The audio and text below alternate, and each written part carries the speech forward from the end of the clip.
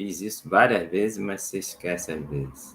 Pronto, gravando, né? QM271, a pergunta de sempre, né? Se vocês me ouvem e se veem essa tela vermelha aí. Estão vendo? Isso é vermelho? Responde para mim, vale ponto se acertar. Amarelo, amarelo. Amarela e um ponto para vocês. Então, gente, brincadeiras à parte, isso é o ácido sulfúrico? Não, isso é um enxofre, né? Que dá origem a ele. Eu vi na internet essa imagem bem bonita aí, né? Às vezes não é um amarelo tão bonito como nessa foto, mas o enxofre é amarelado, né? O que é o grande destaque do enxofre, o objetivo nosso em 2 aulas ou 3, não pode ser uma assíncrona, né? A gente falar do ácido sulfúrico, né? Por que o ácido sulfúrico? Existe uma relação direta da economia, vejam que curioso, né? A importância do ácido sulfúrico na indústria. O PIB dos países, você pegar os 10 maiores PIBs, né? Produto Interno Bruto, que é o índice, assim, indicador máximo da economia do país, ficar lá os 10 primeiros países, sem erro, os 10 primeiros produtores de ácido sulfúrico vão ser os mesmos 10. Pode ter uma exceção, 90% bate, né? Ou seja, a produção de ácido sulfúrico indica o grau de desenvolvimento industrial e o desenvolvimento em geral de um país, só uma curiosidade para você. Mas, claro, se chega ao ácido sulfúrico a partir do enxofre. Então, a lógica da aula, do nosso estudo do enxofre e seus compostos, é principalmente objetivar, focar o ácido sulfúrico, mas temos que partir do enxofre, né?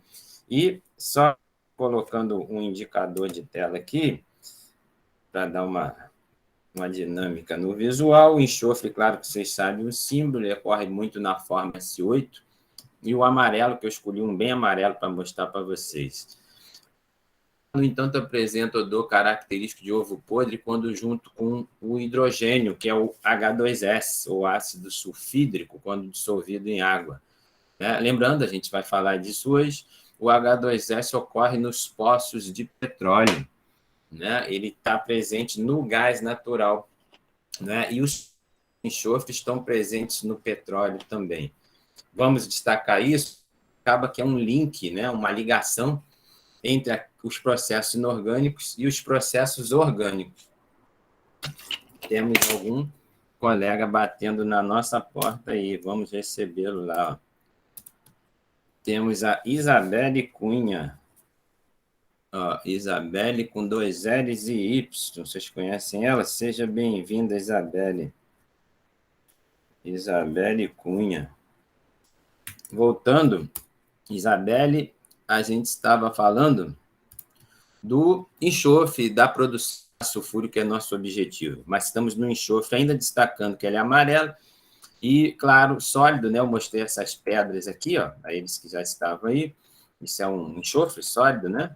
E falava que ele está presente no gás natural, mas ocorre ele no solo também, gente, no subsolo, né? Aqui está destacando que ele ocorre na forma livre, aquele amarelão que eu mostrei, em vulcões e combinados a minério, né?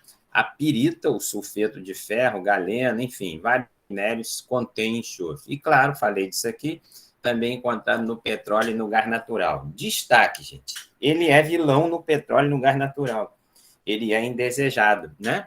Então, vamos mostrar na aula de hoje processos que desejam exatamente retirar o enxofre do petróleo e do gás natural.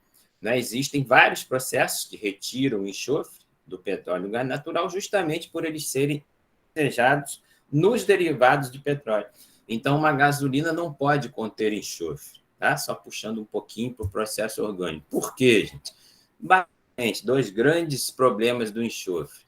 Ele gera corrosão, isso é um problema gigante, e, claro, um problema ambiental associado. Quando você queima ele nos motores, se ele estiver presente na gasolina, no diesel, sai SO2 pelo cano.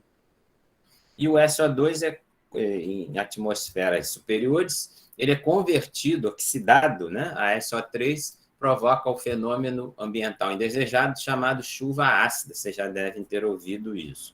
Então, isso foi uma introdução. Eu peço que vocês fiquem à vontade aí para me interromper. Um pouquinho mais do enxofre, essa cor amarela, o odor, o ponto de fusão, esse ponto de fusão, perceba que é um pouco cima da água, mais fácil de fundi-lo, né? Vamos ver que ele é retirado do subsolo com água quente ou com alguma coisa que o esquente, em geral é água mesmo, né? Para que ele sofra fusão e possa ser bom no estado líquido. Não solúvel em água e parcialmente solúvel em álcool, né? E se dissolve no disulfeto de carbono, questões aí de solubilidade dele. Se aquecido, produz o SO2, né? Então, perceba que essa reação tem interesse industrial, porque vamos ver que o mais importante processo de produção do ácido sulfúrico hoje, é a nossa última aula, vamos ter 2 ou 3 aulas aí, o processo de contato obtém o H2SO4 a partir do SO2. E, claro, tendo-se o enxofre, por essa reação mostrada aqui, com enxofre elementar, você oxida ele a SO2 e aí não perco os próximos capítulos que a gente mostra como, partindo do SO2, chegar no H2SO4. E eu lembro que estou agradecendo isso ao professor Fábio, um mestre antigo aí, que eu tive acesso a esse material dele, né? Essas telas que estou mostrando. Da Universidade Anchieta, da Universidade Paulista, e só para fazer a propaganda justa desse mestre aí, que tem material excelente na internet dele. Aqui, aplicações do enxofre, perceba esse azulão aqui, que é de fertilizantes, né?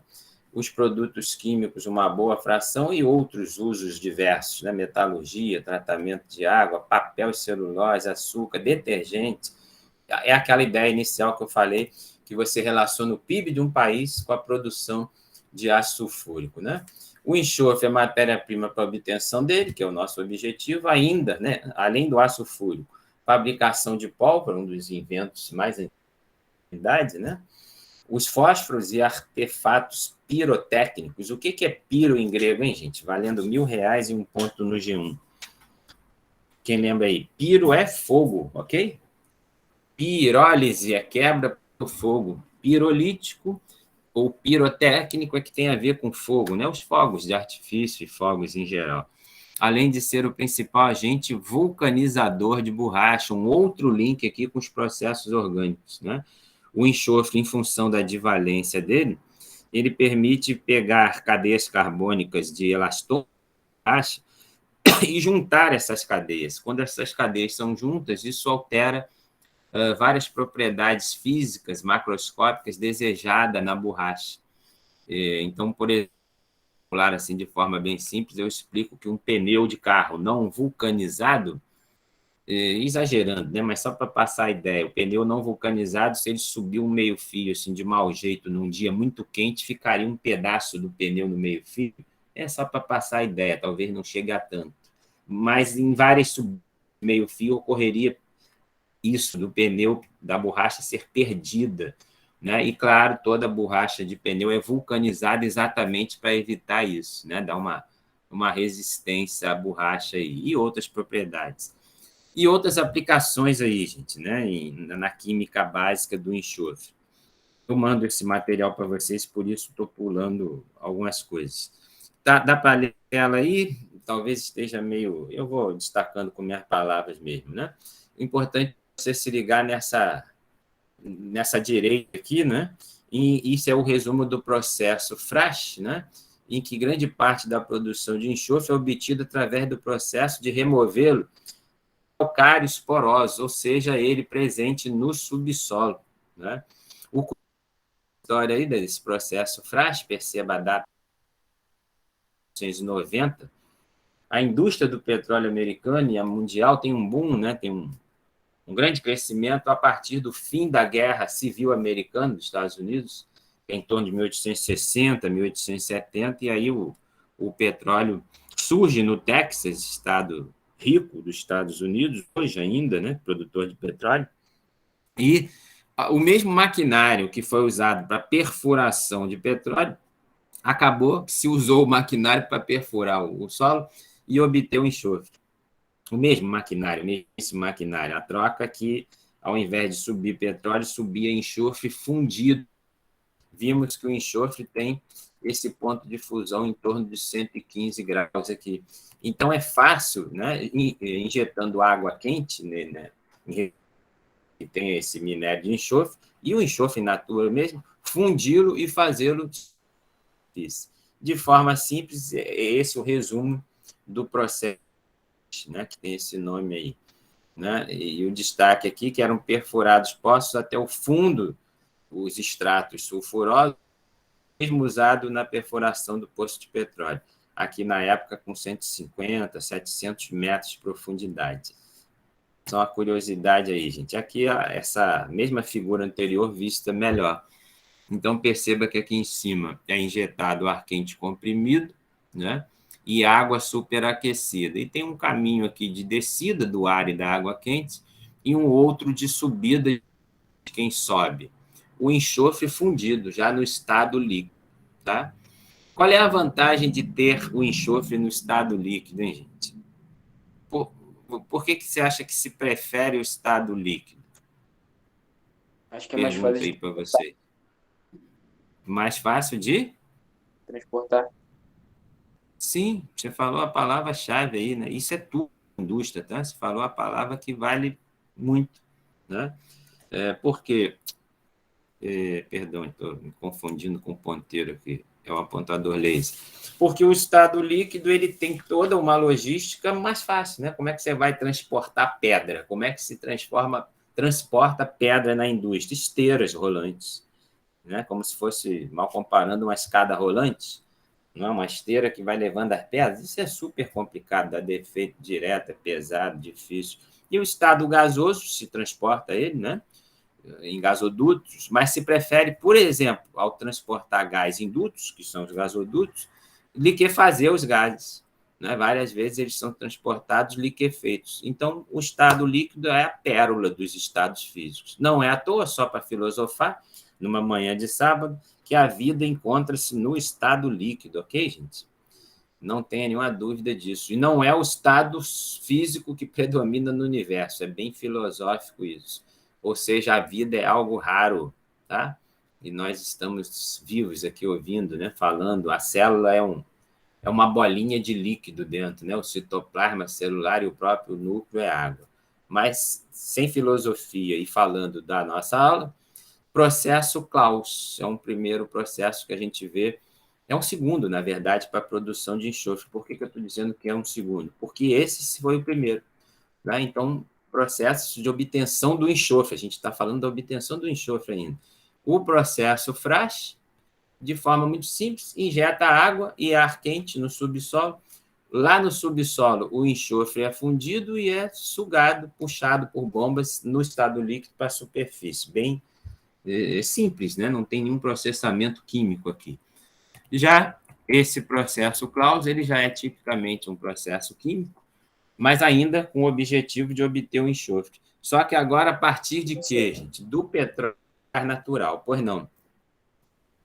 Dá para fazer Falar? Diga. esse processo com enxofre em pó? Do enxofre, o quê? Em pó?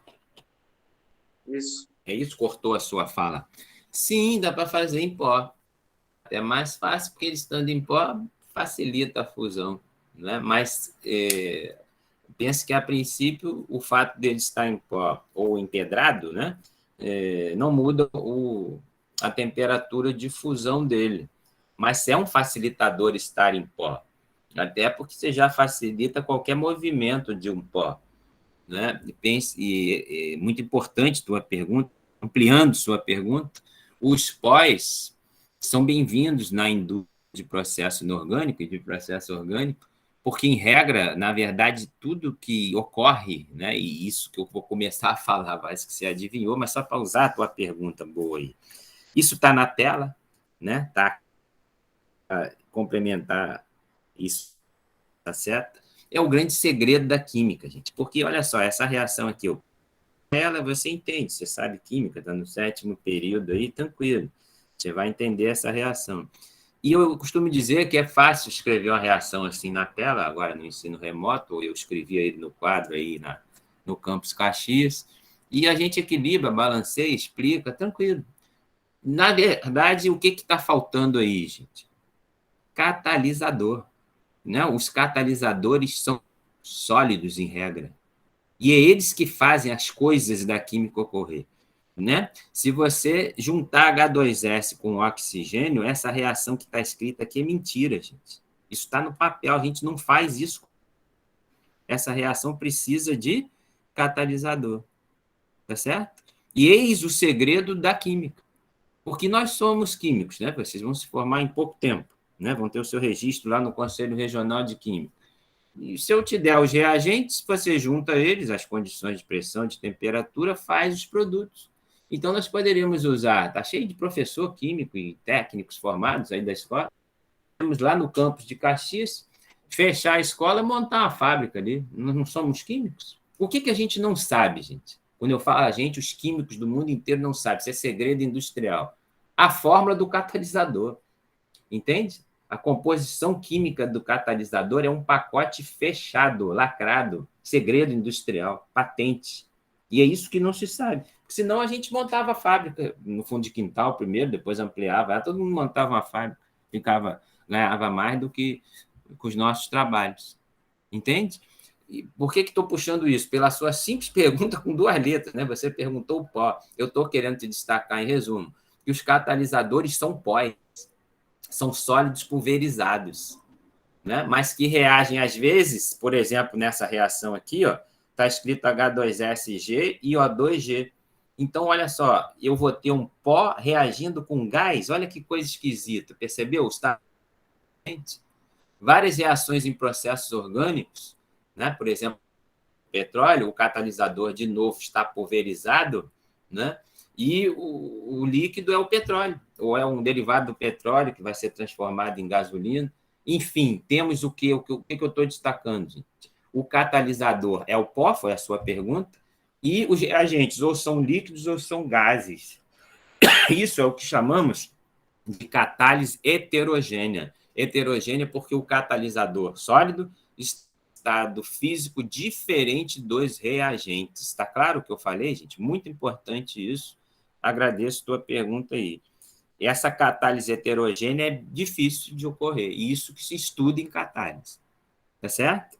Mas eu estou te mostrando que esse pó que você se referiu, ele é um facilitador, por exemplo, foi a tua pergunta, na catálise, quando é pó, porque os catalisadores às vezes estão empedrados, e exatamente eles são pulverizados, porque facilita a reação catalítica ocorrer com ele pulverizado. Por superfície de contato maior, você estudou isso em cinética química. Tranquilo aí? Respondi para você? Deu para entender o que eu acrescentei? Tranquilo? Tranquilo. Eu não vi quem falou. Tranquilo? É isso, é bem importante você ter essa visão aí do pó, né? Da importância da pedra e do pó. Não sei se foi isso que te levou a perguntar. Fez a pergunta, me veio isso à cabeça aí. E você perguntou coisa, me fala aí, que às vezes você me enriquece mais aí. Por que você pensou no pó? Foi isso? Foi alguma ideia de comparar o pó com a pedra, é isso? Você pensou em superfície de contato? Não, é que aqui em casa meu pai ele usa enxofre para passar no rosto, porque ele tem problema de pele. Aí Sim. eu queria saber se fazia ácido sulfúrico com sulfuro em pó. Entendi, legal. Então, qualquer aplicação que você vai fazer dele, qual é o básico, né? Da pulverizada, a superfície de contato aumenta, o efeito que você desejar dele vai estar mais rápido, vai estar aumentada a velocidade da reação dele ou do efeito dele. Isso é o básico e ocorre sempre, vale sempre, tá? Seguindo a tela aqui, fiquem à vontade de me interromper, cada vez mais a remoção do H2S na purificação do gás natural e nas refinarias de petróleo. Entenda, gente, só um destaque que gás natural e petróleo é a mesma coisa na natureza, né? Eles ocorrem num poço de petróleo. O poço de petróleo tem gás também, né? Enfim, é uma mistura só. A gente separa eles em função de um ser gasoso e o outro ter frações líquidas por interesse de processo orgânico, tá? Mas no poço original, o gás natural e o petróleo estão juntos. E os dois, no poço, tem o vilão H2S. E aqui está dizendo que essa remoção é exigida exatamente por ele ser vilão, reduzindo dessa forma a chuva ácida. Ok, ele falou aqui da questão ambiental, mas tem o aspecto corrosão, não esqueçam disso. Eu não sei se você está fazendo essa matéria aí. Através do processo Claus, o enxofre pode ser recuperado. É as reações abaixo aí. Nesse processo, recolhe-se o gás sulfídrico desprendido e, após misturá-lo a quantidade adequada de ar, né, o texto está corretíssimo, né, porque esse O2 a gente escreve para expressar a reação principal, mas O2, gente, em processos inorgânicos e em processos orgânicos, em reações, né, na indústria, escrever O2 é um charme, né? Os químicos gostam de charme, de do químico, mas claro que ninguém usa O2 puro, não cabe numa indústria. Esse O2 é o O2 que tem no ar, que é 21%. Então, corretíssimo aqui, está colocando, misturando com quantidade adequada de ar e queimando num forno, que é o forno Claus. Forno cilíndrico contém camadas de óxido de ferro que funciona como catalisador. Você pode me falar, poxa, professor, você disse que é um mistério, está aí, né? Ele está dizendo que é óxido de ferro, vamos montar a nossa indústria aí, né? Nossa recuperação. Ele está dizendo que é um catalisador, sim, e esse catalisador óxido de ferro, gente, é o principal. O que é o principal? Estou chutando, estou inventando o que eu vou dizer, né? Mas sei lá, ele tem 55% de óxido de ferro, aquele pó chamado catalisador. Aí os outros 45% tem, de repente, sem exagero, dezenas, às vezes centenas de outros óxidos, de outros compostos inorgânicos que compõem aquela mistura que é o pó do catalisador. O principal, o majoritário, é o óxido de ferro. Mas e daí? Só com isso você não faz a catálise, entende? É super específica a composição dos catalisadores. O sulfeto de hidrogênio é obtido e queimado em fornos a fim de prover o dióxido de produção do ácido sulfúrico, podendo converter o enxofre conforme as reações. Eu tenho essas reações melhores aqui nessa tela, eu mostro à frente, né? Eu comento essas reações aqui. Aqui uma outra cola que eu fiz da internet, ó. O processo Claus é o processo padrão na indústria de petróleo e gás para a eliminação do enxofre nos produtos finais. Que produtos finais são esses, gente? Todos os derivados do petróleo, gasolina, diesel, querosene de avião, né? Falei dos três que são os mais nobres a nível de motores, né? Porque nos motores ficam as duas preocupações, ok, gente? Quais são as preocupações do enxofre? A corrosão e a questão ambiental da chuva ácida. Então, daí essa ideia de dessulfurizar. Existem vários processos orgânicos, né, de dessulfurização. Tá? Mas o processo Claus é um processo de retirada de enxofre, portanto, uma dessulfurização. Permite a redução das emissões de SO2 para a atmosfera e efluentes gasosos ricos em H2S. Tá, e aqui a reação. Ó. O enxofre pode ser separado de sulfeto obtido na purificação do gás natural ou no gás de coqueria. Coqueria, e isso ocorre na siderurgia, né, em que o coque, o processo siderúrgico usa o carvão, né, que é chamado coque, que tem impurezas de enxofre também. O processo Claus, para a recuperação do enxofre, as duas reações. Destaques aí, gente. O que aconteceu na primeira reação, hein? O H2S ele oxidou, reduziu, claro que vocês sabem isso, eu estou falando só para a ilustração da aula aí. Pô, eu estou apanhando, tô querendo botar uma caneta aqui. Caneta. O que aconteceu com o enxofre? Me ajuda aí que vocês sabem isso desde criança. O NOx dele é -2 aqui? É, né? E aqui é quanto? Ajuda aí que vocês sabem isso mais que eu, ó. Mais 4. Estou dizendo que tu sabe isso. Desde garoto tu sabe isso, né? Olha lá, de -2 para +4, o enxofre fez o quê? Oxidou. Tá certo? Tá certo? Oxidou, né? E ele está aí, ó, o NOx +4, mas o enxofre pode ir para quanto? Para +6, né? Que vai ser onde? No ácido sulfúrico, vocês sabem isso também. Por que estou falando isso? É claro que você sabe isso aí. Eu estou te mostrando que pense de NOx. E pergunte-se assim, ó, esse NOx é o NOx máximo do enxofre? Você sabe que não. Como não é, ele é passível ainda de ser oxidado. Claro, né? Ele pode ir para quê? Numa outra oxidação, que não é o caso do processo aqui, mas eu estou fazendo essa cola para destacar as próximas aulas em que a gente vai mostrar que o processo de produção do ácido sulfúrico pelo processo de contato, ele exatamente vai oxidar esse SO2 a SO3 e depois, né, não percam o capítulo da novela, nós vamos mostrar como que do SO3 você chega nele. Né? Quem é ele? É o objetivo final dessa sequência de 2 ou 3 aulas nossas, aquele cara que tem a ver com o PIB dos países, né? O ácido sulfúrico. Tá? Mas isso é... Voltando aqui, perceba que esse mesmo SO2, né, que é produto dessa primeira reação, ele é reagente da segunda. Você vai falar, e daí? E daí, olha que curioso, gente. Usa-se o mesmo H2S da primeira reação, bis aqui, ó, na segunda. Você vai falar, mas não é? Parece... Quando eu vi isso a primeira vez, eu fiquei encucado com isso. Falei, o cara usa o H2S de novo? Por que isso, hein, gente? De cara, porque tem fartura de H2S, né, no poço de petróleo. Mas, quimicamente, o que o H2S fazer de novo? Ó, agora, ó, nessa situação, o enxofre no H2S-2 passou para enxofre 0. O H2S aí age como agente redutor? Isso, né? Ele foi oxidado, né? Foi uma outra oxidação, né? A diferença é que a oxidação na primeira reação, quem foi o oxidante? O próprio O2. Ele agora, o Klaus, né, sabe, ele percebeu o quê? Que ele poderia usar o próprio SO2 aqui, ó, que é produto da primeira reação, o oxidante de quem? Do H2S. Porque, na verdade, o que se deseja, enfim, ó, chegar em quem? No enxofre elementar, né? O objetivo do processo Krauss é obter enxofre elementar, né? E aí esse enxofre elementar, isso que a gente está falando, dessas duas reações, está ocorrendo aonde, hein, gente? Nas áreas de produtoras de petróleo, tá?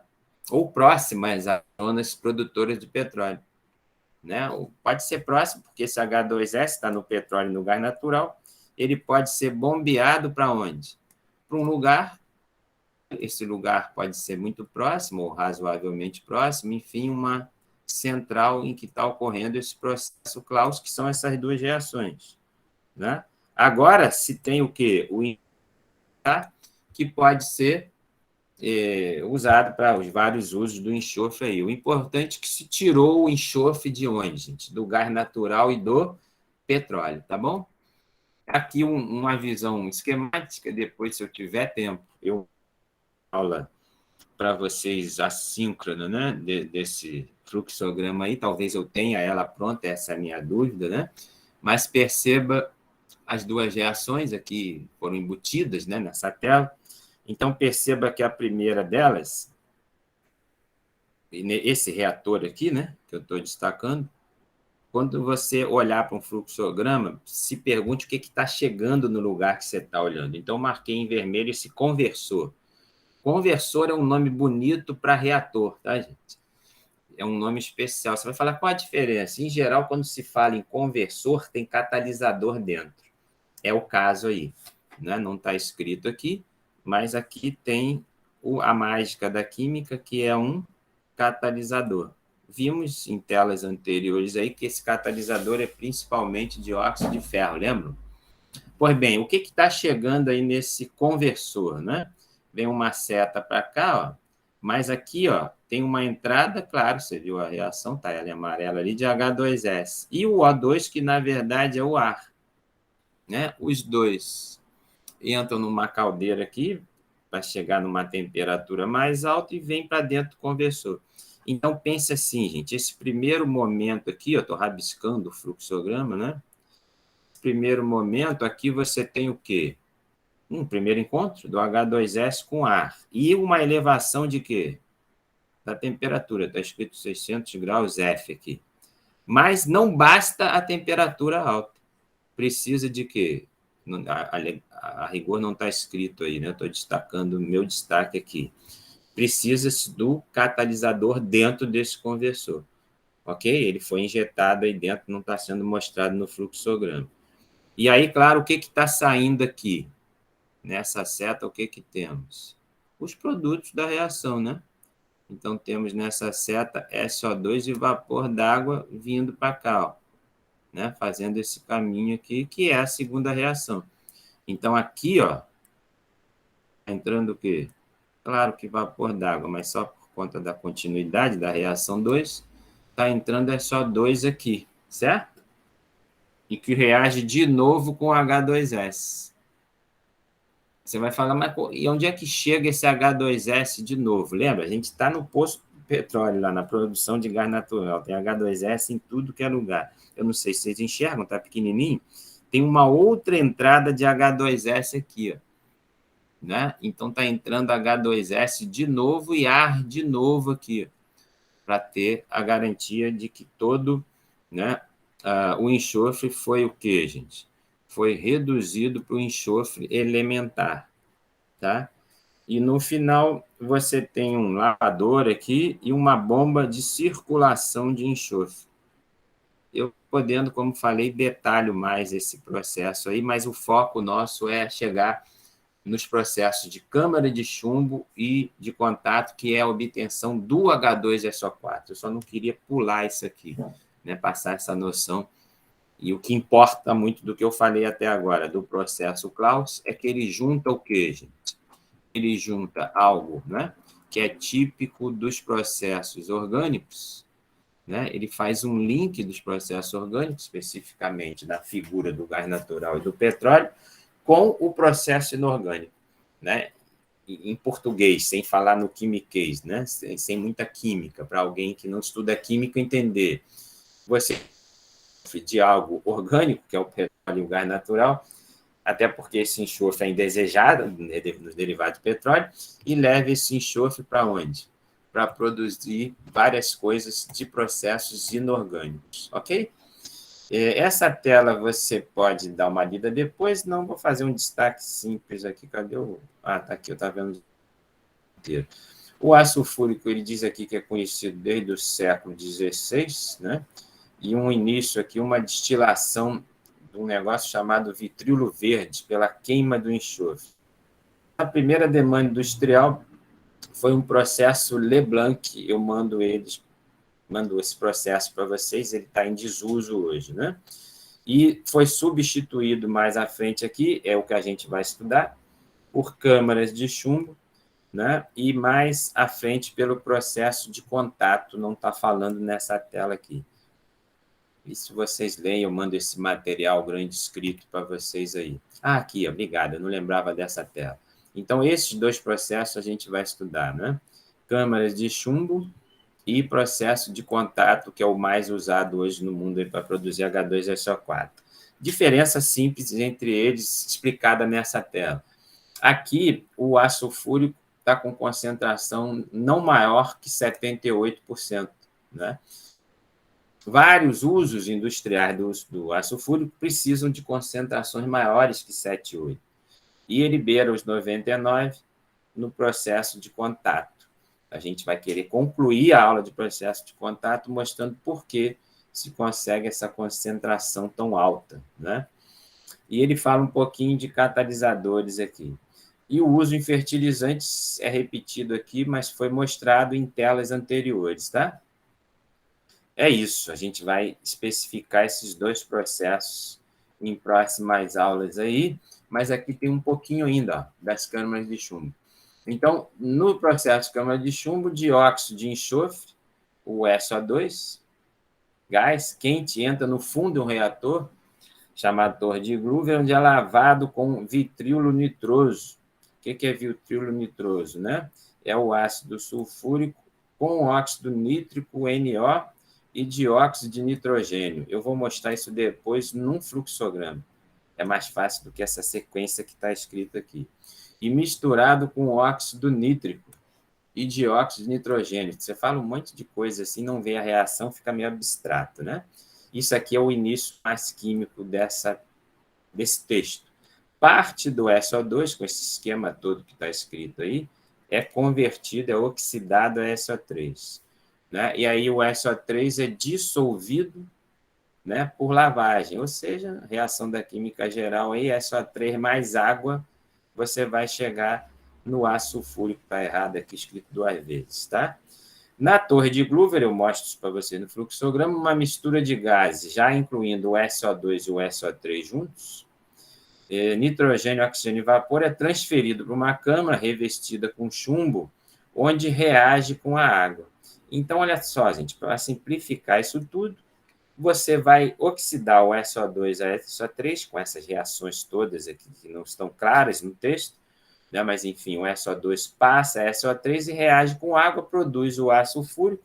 O nome do processo é porque você tem um reator com a parede de chumbo, né? E a gente mostra isso aí. A câmara deve ser grande na forma de um cone truncado. O ácido sulfúrico é formado por uma série complexa de reações. Condensa nas paredes e é coletado no fundo da câmara. Pode haver de 3 a 12 câmaras em série, os gases atravessam cada uma, numa sucessão. Ainda um texto aqui, ó. O ácido produzido nas câmaras, frequentemente chamado de ácido de fertilizante, falei, né? Ele não passa dessa concentração aí de ácido sulfúrico.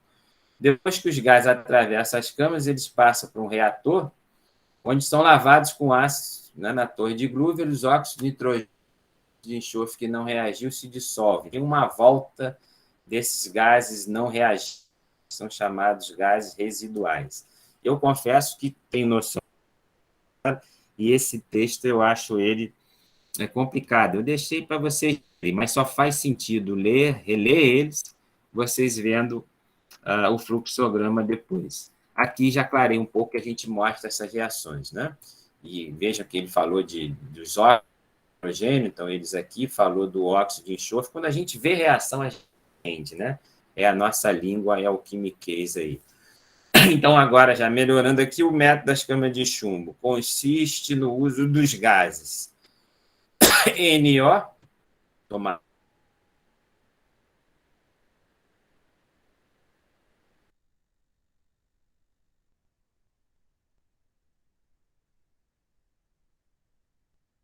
Esse aqui é o detalhe, é o que se deseja, né? Então, perceba, gente, que, na verdade, né, o NO e o NO2, os dois estão marcados aqui, ó, eles vão se encontrar com a água e formar o HNO2. Isso não estava claro no texto. Você vai falar, ok, mas para que formou o HNO2? Né? O HNO2 ele aparece aqui, ó, de novo, nessa sequência, desculpa a tosse, gente, nessa sequência de reações, e ele, HNO2, oxida o enxofre aqui do HSO3 para H2SO4. Né? Mas só que quando ocorre essa oxidação do ácido sulfuroso para o sulfúrico, produz NO2 de novo, perdão, produz NO de novo, né? Então, no processo, quando a gente vê o fluxograma, você vai ver que esse NO ele vai ter um retorno à reação inicial, né? Porque teve um NO produzido aqui que é reagente da primeira reação. E essa primeira reação produziu exatamente quem? O HNO2, que nessa reação aqui oxidou o sulfuroso a sulfúrico. Tá? E tem em algum momento do processo, esse mesmo NO sendo oxidado a NO2. Por que se precisa do NO e do NO2? Que foram eles dois que obteve-se o HNO2. Perceba, gente, que uma reação puxa a outra aí. Espero que tenha já você entendido alguma coisa nessa sequência aqui. O melhor é o fluxograma. Outra chata. Pensando numa equação global, o que ocorreu aí se você cortar a gente esse produto dessas 4 reações em sequência, né? Você, a partir do SO2, né, oxidou ele, claro, que se você pensar só nisso aqui, ó, isso aqui leva para SO3, né? E o SO3 com água vai ao ácido sulfúrico. Isso é uma síntese da reação que a gente chama aí em processos de equação global. Mas perceba que, na verdade, agora eu estou falando em português, né? Mostrei o quimiquês falando com minhas palavras, o que está mostrado aí. Os óxidos de nitrogênio, especificamente quem? O NO e o NO2, eles juntos formaram o ácido nitroso, né? E esse ácido nitroso é que oxidou o ácido sulfuroso para o ácido sulfúrico. Eu acho que talvez você tenha entendido melhor agora. Me fala se você quer perguntar, se querem falar alguma coisa disso aí. Deixa eu me recordar qual é a próxima tela, é o fluxograma. Tranquilo aí, gente? Repetindo, e aí eu te pergunto se está claro. Estou repetindo. O NO e o NO2, eles foram juntos com a água, eles formaram o HNO2, que é o ácido nitroso. Esse ácido nitroso é que oxidou o ácido sulfuroso, porque o objetivo era ter o sulfúrico, né? E o resto são detalhes de processo aí. Eu pergunto que horas são e vejo e pergunto o principal se vocês querem falar aí. Cadê? 11h11. Diga aí, eu vi uma voz aí, fala. Tá tranquilo. Tá tranquilo? Então, o que temos aqui, ó? As reações, eu tenho elas em sequência, tá? Eu tenho elas ampliadas aqui, ó. Legal. Tá bem legal aqui. Eu não lembrava se eu tinha essas reações grandes. Então, gente, esse é o fluxograma como um todo, né, da câmara de chumbo. As câmaras especificamente. Lembra que falou-se no texto aí que elas poderiam ter 3 a 6 ou 8 câmaras? Elas estão em sequência aqui. Esse meio do fluxograma, né, que são as câmaras de chumbo. Tem um cantinho à esquerda, né, aqui, ó, e tem um cantinho à direita.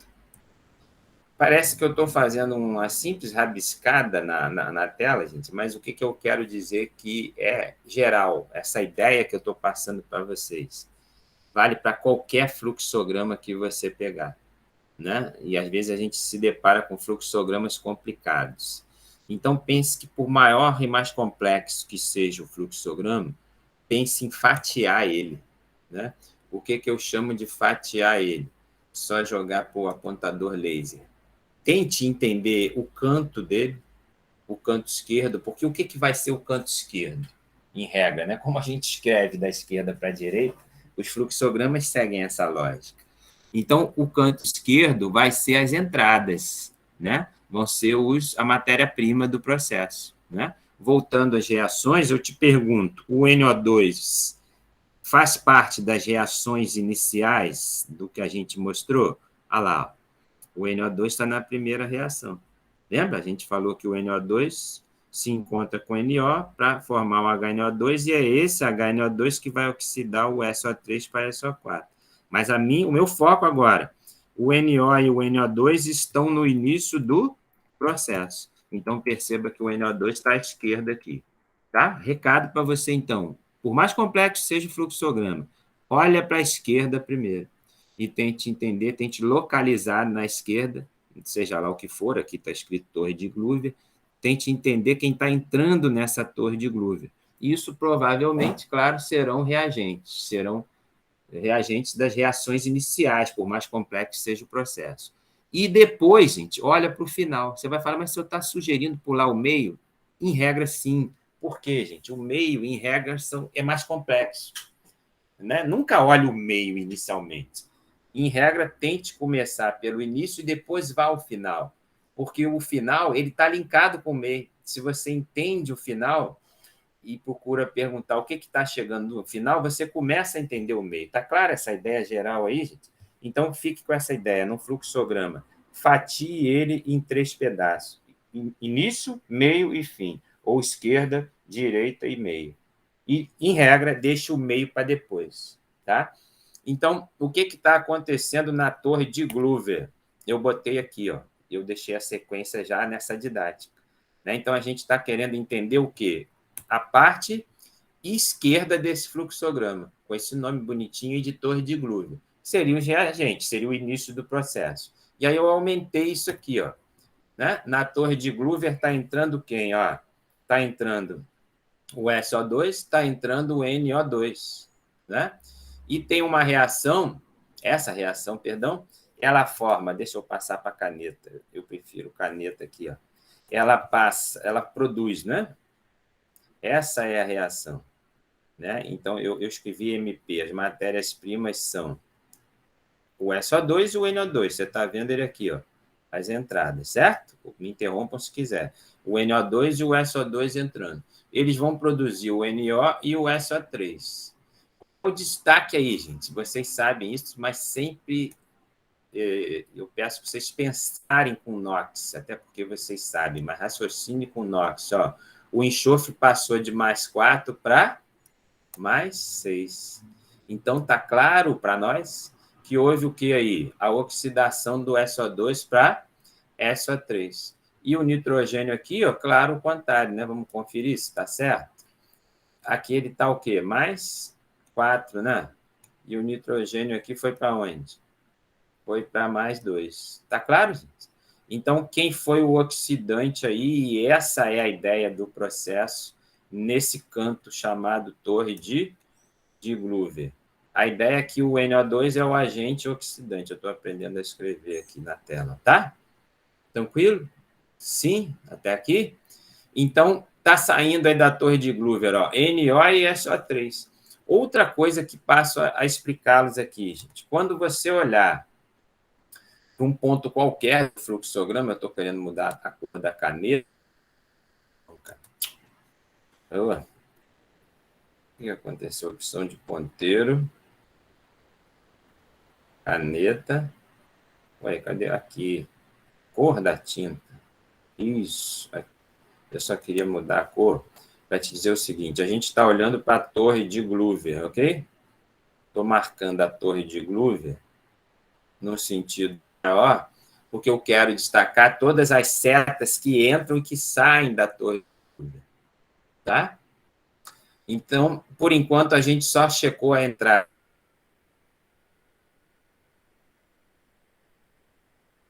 do NO2 e do SO2, que é essa reação que estamos estudando. Mas essa reação que está saindo do NO e SO3. Qual é a seta que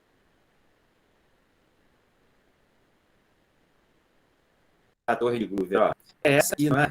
É a saída da torre de Glover. É a única saída? Não, tem uma saída para baixo aqui, não tem? Ó, tem uma saída aqui, saídas da torre de Glover. Estou marcando em azul aqui e aqui, ó. Então, essas saídas são quem? O produto da reação, o NO e o SO3. Tá? Aí, ó, aqui diz que está ocorrendo resfriamento, e aqui essa saída vai entrar exatamente nas câmaras de chumbo. Ok? E voltando às reações que a gente comentou, ó, a gente começa a querer entender o que está acontecendo na câmara de chumbo. Mas vamos fechar o lado esquerdo primeiro. O que está acontecendo aí? Por que eu escrevi isso aqui, gente? Por que eu escrevi isso? Isso não é a reação. Eu escrevi SO2 e NO2 aqui, e eles eram reagentes. Por que isso, gente? Eu estou querendo destacar para você que nunca, né, a reação química teórica, né, que é essa que eu circundei em vermelho, ela ocorre estequiometricamente, exatamente, sempre. Então, tanto o SO2 pode estar em excesso, então vai formar o NO, vai formar o SO3, mas pode ter um pouco de SO2 em excesso. E pode ter um pouco do NO2 em excesso, até porque todo mundo é gás aqui, né, gente? É muito fácil um deles, em algum momento, estar em excesso, aí você troca o que está sendo injetado aqui na torre de Glover e esse equilíbrio, essa estequiometria inverte, o outro fica em excesso. Percebeu o que estou falando? Nunca na indústria a reação é estequiométrica. Marque, sublinhe essa frase. Tá? Então, os reagentes que eram o SO2 e o NO2 poderão fazer parte de um excesso aqui. Tá claro? E aí você vai ter que ter um retorno ao início. E aí eu te pergunto, você olhando para o processo como um todo, tem setas que do final retornam para o início? Me responda isso. E eu pergunto se estou sendo claro. Olhando como um todo agora, eu tirei o olho, né, do lado esquerdo aqui. no processo como um todo, tem setas que lá do final voltam para o início? Sim ou não? Você vê isso? Me diga aí, eu estou querendo confirmar. Acho que sim. Sim, olha lá, aqui, ó. O final é aqui, a direita aqui, ó. Essa seta aqui, ó, ela volta para cá, ó. Ok, gente? Veja que legal. Tem uma volta. Isso é marco, gente, de tudo que é processo inorgânico. Eu estou querendo explicar esse processo, mas estou querendo te dizer o que nesse processo ocorre em todos, para essa aula, né, essa aula ser útil para qualquer processo. Por que sempre tem esse retorno ou do meio para o início ou do fim para o início? Porque esse é o detalhe aqui, gente. Sempre um dos reagentes da reação, ele sobra, ele é excesso. Vocês lembram da lei de Proust? Né? Você tem proporções definidas de A que reage com B.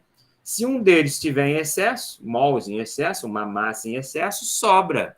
Mas como está em fase gasosa, regular, né? Essa estequiometria exatamente é muito difícil.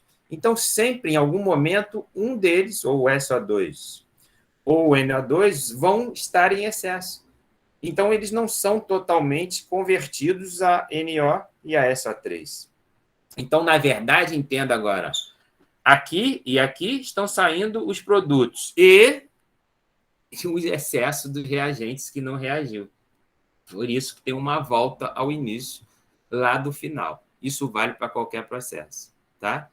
E o SO3, seguindo, né, uma outra reação, esse SO3, ainda na torre de Groove, ele diz que esse SO3 aqui vai reagir com água e formar ácido sulfúrico. E aí perceba que, de novo, eu escrevi barra SO3, porque pode ter algum SO3 em excesso. Tá? Mas, olha só, essa segunda reação ocorre também na torre de Glover. Né? E aí eu te pergunto, na torre de Glover, chegou SO3? A torre de Glover, a gente voltou para a esquerda aqui. Tem SO3 chegando aqui na torre de Glover? Não está mostrado isso, né? Ok, gente? Não está mostrado. Vamos voltar às reações. Eu estou querendo pensar no SO3. Onde é que surgiu o SO3? O SO3, ele está presente aí, ele está escondido, não está mostrado aqui, ó, mas se você tem oxidação do SO2, indireta que seja, tem SO3 no processo aí, gente. Tá? Por que tem SO3, apesar dele não estar escrito naquelas reações iniciais que eu mostrei, nessas? Né? Não tem SO3 escrito aí, o gás. Mas por que é razoável você imaginar que tem SO3 no processo? Porque tem água, né? Tem vapor d'água, em geral, em qualquer processo, e tem SO2 que foi injetado. Se for injetado o SO2 e tem vapor d'água até como impureza, você vai ter e tem oxigênio, né? Tem entrada de ar, enfim, o SO3 está presente aí, tá? Formou o ácido sulfúrico. No final, perdão, no meio agora, né? Eu fui para o meio, para as câmaras de chumbo. Vê lá, o que está acontecendo nas câmaras de chumbo. Ó, a formação do HNO2. Esse NO e esse NO2 saíram de onde? O NO saiu como produto da reação aqui da torre de Groove. E o NO2 foi injetado, certo? Então, está chegando aqui na câmara de chumbo o NO, produto da reação, e esse NO2 que foi injetado. Os dois chegam na câmara de chumbo. Mas o que mais que tem na câmara de chumbo? Tem água. Né? Você vai falar, tem água de onde? Apertei o botão errado. Esse H2O aqui, você está vendo ele injetado no processo aonde? Aqui, ó. Né? Essas três setas mostrando que a água exatamente é injetada nas câmaras de chumbo. E aí você tem essa reação que já tínhamos comentado, a produção do HNO2. E é ele que vai o quê, gente? Já tínhamos falado também, oxidar o H2SO3 a H2SO4. Tá? E aí eu escrevi aqui subprodutos. Quem que seriam os subprodutos? É o que não reagiu. São sempre o excesso. Certo, gente? Sempre. Lembra aqui quem era o excesso? Ó? Ação inicial, o SO2 era reagente. Se não houve uma reação estequiométrica, ele pode, SO2, ter sobrado. E como é uma sequência e tem gás, ele pode ir andando pelo processo, esse SO2. Por isso que no final tem isso. Câmaras de chumbo, a última torre, né, o canto direito do processo. O que acontece? O NO e o NO2 chegam lá e o ácido sulfúrico chega lá. Como assim? Né, tentando marcar com caneta o ácido sulfúrico chegando lá. Ó. O ácido sulfúrico não é produto das câmaras de chumbo, ó, tá? Então, o H2SO4 ele está saindo aqui, ó. Né? E ele faz essa curva aqui, SO4, que está sendo injetada aqui em cima.